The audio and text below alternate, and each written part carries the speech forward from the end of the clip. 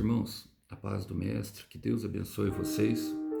Mais uma vez aqui, compartilhando o pão com um breve versículo para fortalecer a nossa fé e trazer instrução ao nosso coração, que encontra-se na Epístola de Paulo aos Romanos, capítulo 3, versículo 26, que diz assim, pois planejava revelar sua justiça no tempo presente.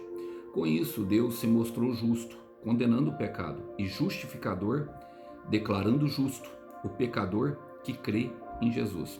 Glória a Deus, irmãos. Eu creio que desse versículo que surgiu aquele jargão que nós vemos em nossas igrejas, um jargão evangélico que diz que Deus, ele abomina o pecado, mas ele ama o pecador. E creio que todos nós já ouvimos isso na nossa caminhada.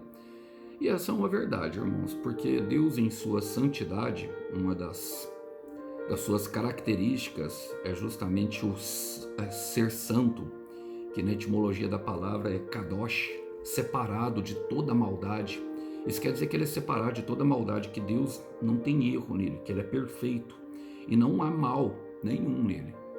A ausência de Deus é que provoca justamente uma vida em que nós colidimos com a maldade. É quando nós nos afastamos dele que nós vamos verdadeiramente vivendo dessa forma.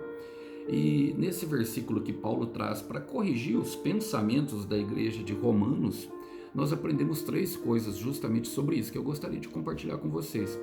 A primeira está ali no princípio do versículo, que ele fala, pois planejava revelar sua justiça no tempo presente. E muitas pessoas, irmãos, muitas vezes entram em dúvida, falam, será que Deus é justo mesmo? Será que Deus vai fazer justiça na minha vida? Bom, a resposta através desse versículo é um sonoro sim. Só que há um tempo, irmão, há um tempo, tanto para Deus derramar o juízo como a justiça. A Bíblia nos instrui justamente, ela nos ensina que há as taças diante de Deus, tanto as taças de orações dos santos, dos justos, com os seus pedidos intercessórios que se enchem diante de Deus, que os anjos levam dia e noite, vão enchendo essas taças, e a taça da ira de Deus, para aquelas pessoas que se comportam de maneira ímpia. A palavra vai dizer também no livro de Gênesis que essa taça, ela existe diante de Deus, e Deus executa juízo mediante isso. A palavra vai dizer que ele é lento em irar-se, mas ele nunca toma o culpado por inocente, nem o inocente por culpado. No tempo certo, ele faz justiça. E a justiça de Deus, eu falei isso em outra ministração e vou repetir aqui, é como fala-se no direito, os advogados, os promotores e os juízes de plantão vão me entender. Quando ele vem para fazer, ele faz aquilo que se dá lá no direito, no âmbito do direito, nos processos que estão lá que estão nos arrolando dentro da justiça brasileira, que tem uma expressão que é chamada de transitado e julgado, ou seja, não cabe mais recurso.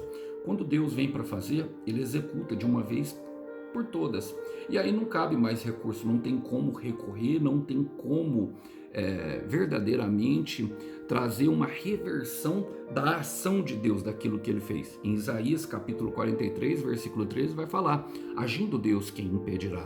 E agindo Deus, quem impedirá? Então há um tempo de justiça, meu irmão, há um tempo de justiça para a sua vida, e as obras serão reveladas, seja elas boas ou más. Então, o que nós podemos fazer? Ele vai falar justamente naquilo que segue no versículo. Ele fala, Deus se mostrou justo. Ele se mostrou justo fazendo o que, irmão? Condenando o pecado, ou seja, condenando todo o mal. Ele mostra a sua bondade justamente por meio do seu comportamento, a sua justiça por meio do seu comportamento. Ele abomina todo o mal. Ele abomina todo ato de injustiça. Nós sabemos que o pecado é a transgressão da lei. E ele condena o pecado. Ele traz o juízo no tempo certo. Muitas vezes, irmãos, na sua bondade, como eu disse, ele é lento para irar-se. E ele espera que nós venhamos a nos arrepender daquilo que nós fazemos de errado. Numa chance. Muitas vezes nós vamos colher aquilo que nós plantamos justamente para nós aprendermos. É uma disciplina de Deus, como no cativeiro babilônio, os 70 anos que eles ficaram lá, há uma colheita da apostasia da sua fé. Deus se afasta deles deliberadamente por 70 anos para que eles entendam o quanto eles precisam. Não era uma vontade soberana, e sim uma vontade permissiva. Muitas pessoas têm a dificuldade de entender também. Às vezes Deus permite a dor, às vezes Deus permite que nós venhamos a colher aquilo que nós fizemos de errado, justamente para nós aprendermos. Aprendermos ao quê, irmão? A nos comportar como filhos obedientes. Jesus aprendeu a obedecer através da dor. Mas a mesma palavra vai falar que ele é justificador, declarando justo o pecador que crê em Jesus. Ou seja, aquele que mesmo cometendo atos de justiça, que crê em Jesus, que crê no aperfeiçoamento, que crê no processo, que quer melhorar, que está em Cristo, irmão, a palavra vai falar que não há mais condenação. Que não há mais condenação. Nós percebemos isso na figura de João capítulo 8, irmãos. Naquele cenário em que uma mulher adúltera é levada diante dele. Ele livra a mulher dos acusadores, usa de bastante misericórdia com ela. E no final, ele diz assim para ela, em João capítulo 8, versículo 11. Pergunta para ela, em versículo 10, então Jesus pôs-se em pé e perguntou, mulher, onde eles estão? Ninguém a condenou? Ela responde, ninguém, Senhor.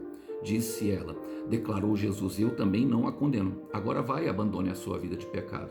Perceba que agora ela tem uma palavra que capacitará ela a não cometer os mesmos erros, e ela também terá o aparato, ou seja, a ajuda, o consolo, a virtude, as virtudes do Espírito Santo, para que ela possa viver de fato o propósito em Cristo. É esse tipo de pessoa que Cristo, que o próprio Deus justifica, aquelas que se colocam no processo. E pensando nisso, eu quero orar com você, meu irmão. Quero orar com você, minha irmã. Fecha os teus olhos. Senhor, eu quero colocar diante de Ti o meu irmão e a minha irmã, e nós queremos apresentar, Pai, ao Senhor todos os nossos pecados, todos os nossos passos errados, os nossos erros em todas as áreas da nossa vida, Pai. Queremos deixar para trás as nossas culpas, os nossos medos, as nossas inseguranças. Pai, ajuda-nos intencionalmente, propositalmente, esquecer das coisas, como Paulo fala, e seguir ao prêmio da soberana vocação, a Tua promessa, para que nós possamos viver o bom propósito da Tua presença em nossa vida. Ajuda-nos, Pai, com aquilo que nós não conseguimos, mostra aquilo que nós não conseguimos enxergar, mas deliberadamente nós queremos deixar tudo aquilo que se passou lá atrás e viver em novidade de vida com o Senhor.